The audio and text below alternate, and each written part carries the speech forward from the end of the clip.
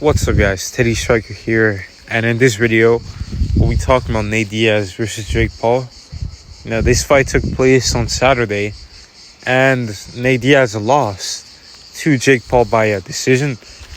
I was pretty worried for Nate Diaz in this one. I thought he might get TKO'd because some of Jake Paul's fights, it's kind of rigged in his favor. Not really actually rigged, but the referees, the judges, they're gonna be in his favor, except for the Tommy Fury fight. But that one was pretty clearly a win for Tommy Fury. But the judges still try to give him a split decision, but they couldn't. It was just too obvious that Tommy Fury had won, but they try to do some weird stuff. But in this fight right here with Nate Diaz, I was worried because at one point Nate got dropped pretty bad. And I thought the referee was going to wave it off, but thankfully he didn't. But going into the fight, I thought that, maybe if Nate gets hurt, if he gets a cut, if he gets dropped, they might call it off.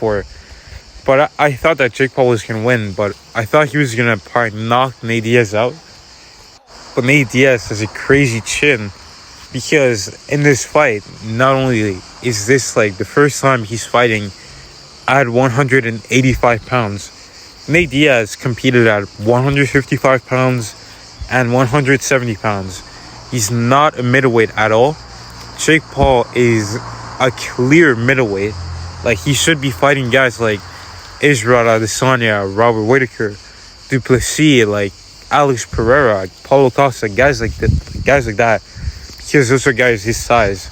Anderson Silva was like that, but Silva was 47, 48 years old. So he was pretty old and out of his prime, clearly. But I gotta say, I'm kind of surprised this fight did go to a decision. And I thought that if the fight was going to go later on, I thought they would probably be able to land a few shots, probably get Jake Paul tired. But surprisingly, Jake Paul has good cardio. He can go the distance. He was slowing down in the Anderson Silva fight, and even in the Tommy Fury fight, he was slowing down a bit. But Tommy Fury was slowing down as well. So in this fight, Jake Paul was able to go the full 10 rounds with Nate Diaz, and Nate Diaz, obviously, he can go that distance, no problem. But yeah, I thought that Jake Paul was gonna get a finish here. He got one knockdown in this whole fight.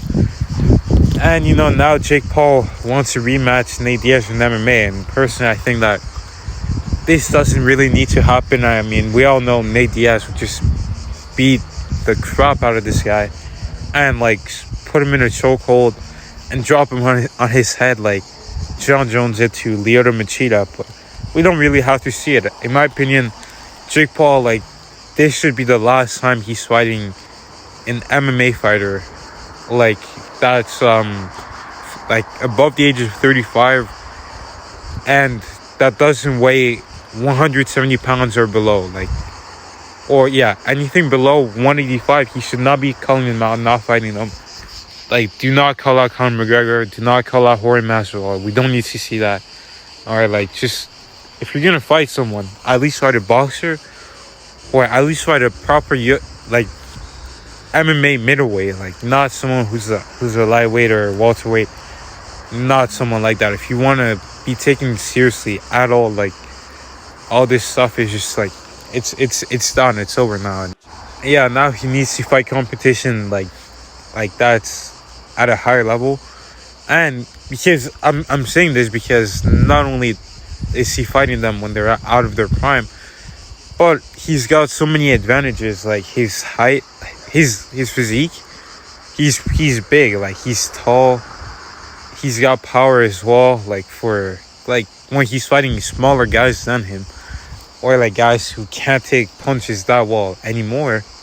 And let's face it, this guy is clearly on steroids. He's definitely on something, I don't know what it is, but he's taking something for sure. And everything's just in his favor every time. And if he was a man, if he had honor, then he would be screw this, I want the hardest thing possible for me. And clearly fighting Nate Diaz, Tyron Woodley, and Ben Askren, that's over. You don't need to do that anymore. This is just silly. His pay-per-views are even going down too. Like, he did 65,000 buys with Tyron Woodley, and he just lost to Tommy Fury. So you can only imagine that even though Nate Diaz is a star, that loss is gonna affect that. So if you want to be like a real guy, you know, fight someone who actually has a really, really high chance of knocking you out cold. Because trust me, a lot of people are gonna want to see that, and I personally will buy that pay-per-view if that happens. But I know it won't. He's gonna try to fight Nate Diaz in MMA and try to, like, you know, stall and just try to make it seem like, oh guys, look at me, I'm doing something that a lot of people didn't think I was gonna do. Like, I'm proving my haters wrong and saying all this type of nonsense. And like, no one, like we all knew that, like, you are probably gonna be Nate Diaz. Like, you're not proving anybody wrong here. Like, come on, let's be real for a second. In hindsight, we should never have thought that Ben Askren was gonna beat him, but it is what it is. But Nate Diaz, his noise will be a legend. This does not affect his stock at all. You know, I think he's gonna go back to the UFC now. He doesn't need to do this stuff with Jake Paul. No need to give him any more like type of like fights like this. Doesn't matter if it's in MMA or boxing. Like, we just want to see Jake Paul get knocked out unconscious. So put him in there with you know, Alex Pereira, or maybe like Israel Adesanya or Paulo Costa, someone who has a really, really high chance of knocking him out, or anyone for that matter, except for MMA fighters. But yeah, that's just it. It turned into a rant because I don't like Jake Paul. But yeah, I hope you guys like this video.